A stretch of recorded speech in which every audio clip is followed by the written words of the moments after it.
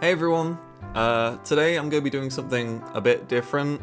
I haven't really written a script for this video as I have just a bunch of bullet points, and I just want to talk about something that's been on my mind a lot lately and came to kind of a head the other week when I made this tweet and got a lot of replies that kind of hit home a lot of what I was thinking. If you're not as terminally online as I am, then I'll just give you a quick recap. So about 2 months ago, Tears of the Kingdom released, and with it came a lot of online discussion about weapon durability, as was the case with Breath of the Wild. Personally, I think Tears of the Kingdom actually fixes a lot of the problems that people had with weapon durability, but even then, I don't really mind it as a mechanic. I think it's a necessary trade-off for the way that modern Zelda now works. So friction in games is a bit of a contentious issue at the moment, I feel.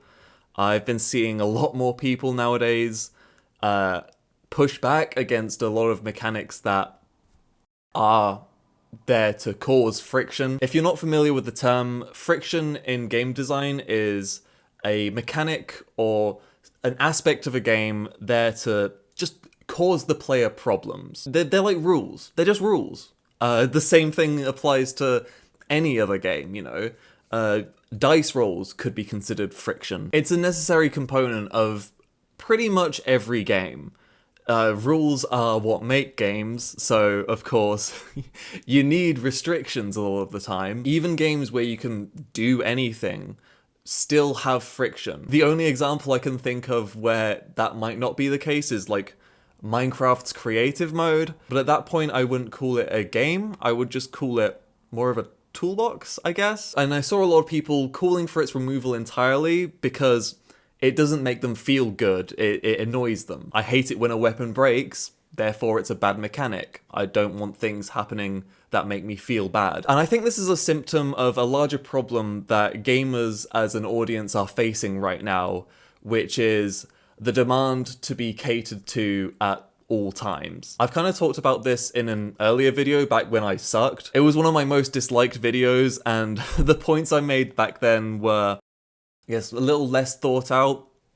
Let's see how thought out they are now. It was talking more about difficulty more than anything though. But since then I've seen this progress further from just difficulty conversations, and more to just mechanics in general that people don't like time limits or weapon durability. An underlying phrase that I'm going to be saying quite a bit in this video that I don't think a lot of people are going to like is, okay, when I see people complaining about mechanics they don't like, saying they can't play it because it stresses them out, okay. The thing is, a lot of gamers don't know what they want. A lot of gamers aren't game designers, they play them, they don't make them. Sid Meier famously said that most gamers will optimize the fun out of the games they play given the opportunity. And it's up to the game developer to make sure that doesn't happen. If you found a weapon in Zelda that you could make so it would never break, you would use that weapon all the time, despite how fun it was to use. That's just how gamers' brains work, unfortunately. People complaining that it stresses them out and they play games to relax and not to be stressed out.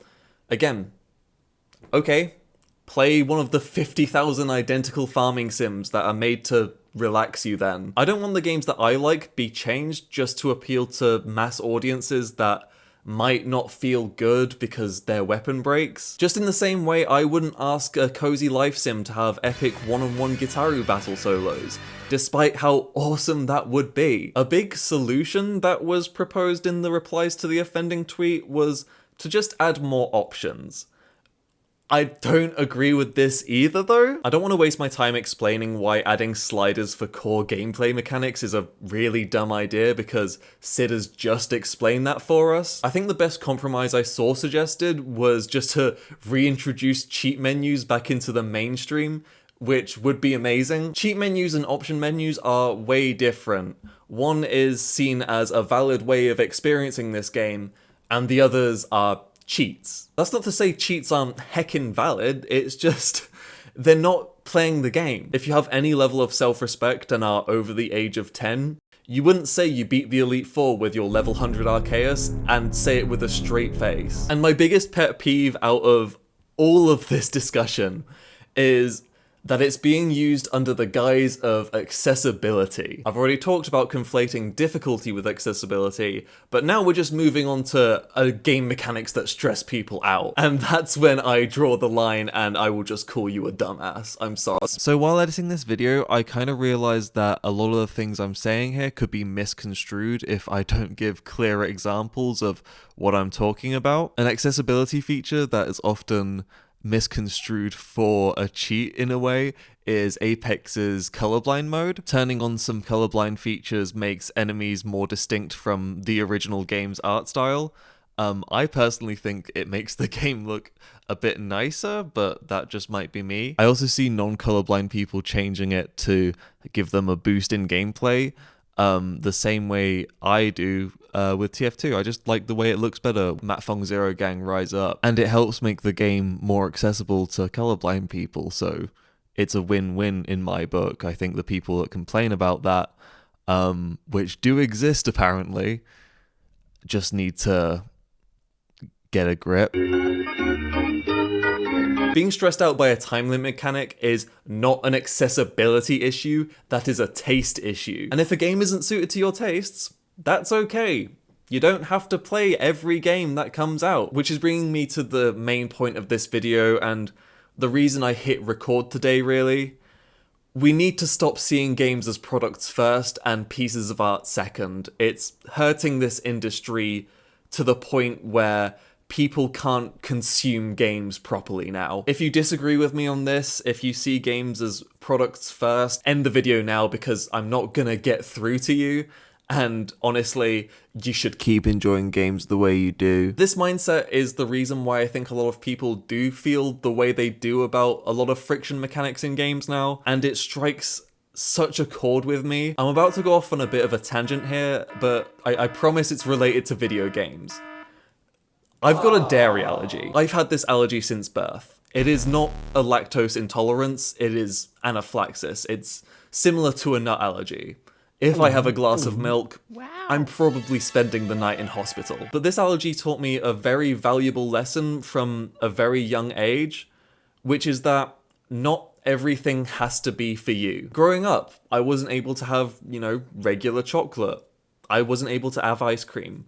I didn't have cheese on my pizza till the age of 20 because vegan cheese sucked before, 5 years ago. As a young kid, this was the most frustrating thing in the world. I had to have either really crappy substitutes or just sit and watch while all the kids have birthday cake, It really sucked. But I had to deal with it. And I haven't really cared about this in 15 years.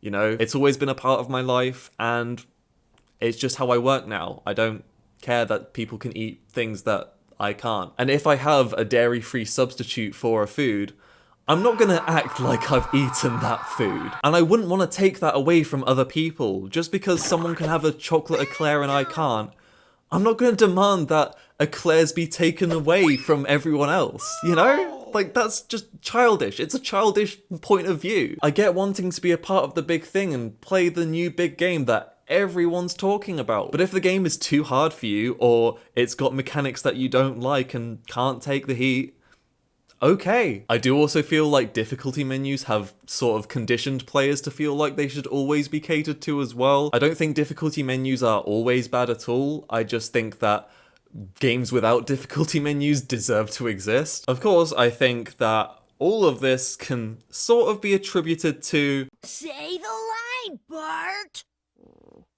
Capitalism.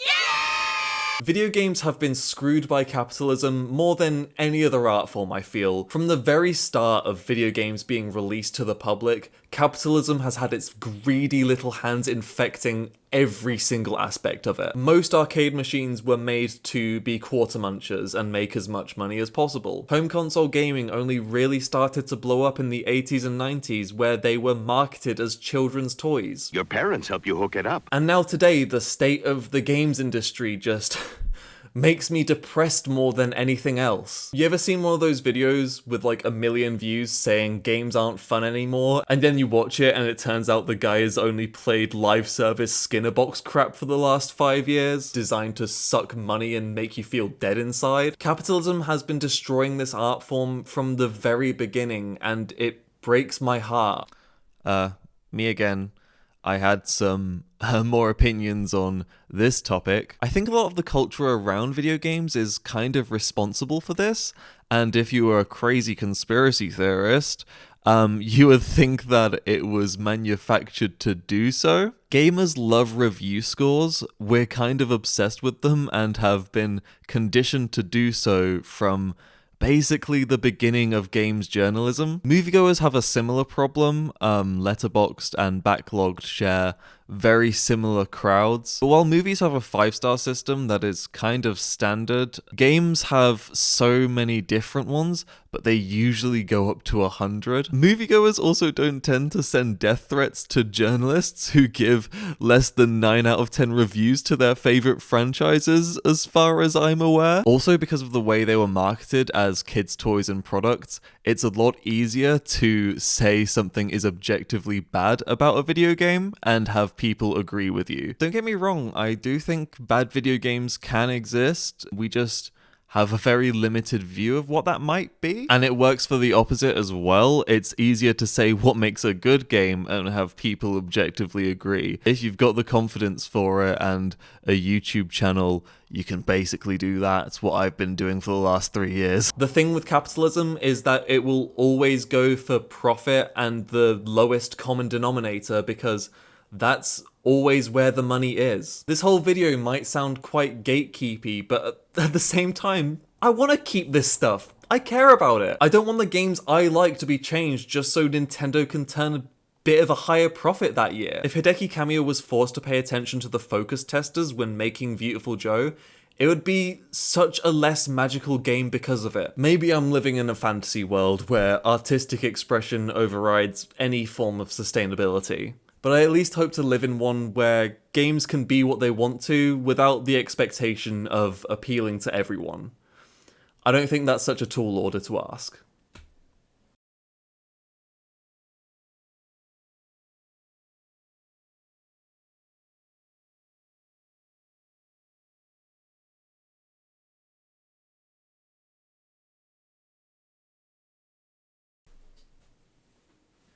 Or, you know, you could just, like, get good.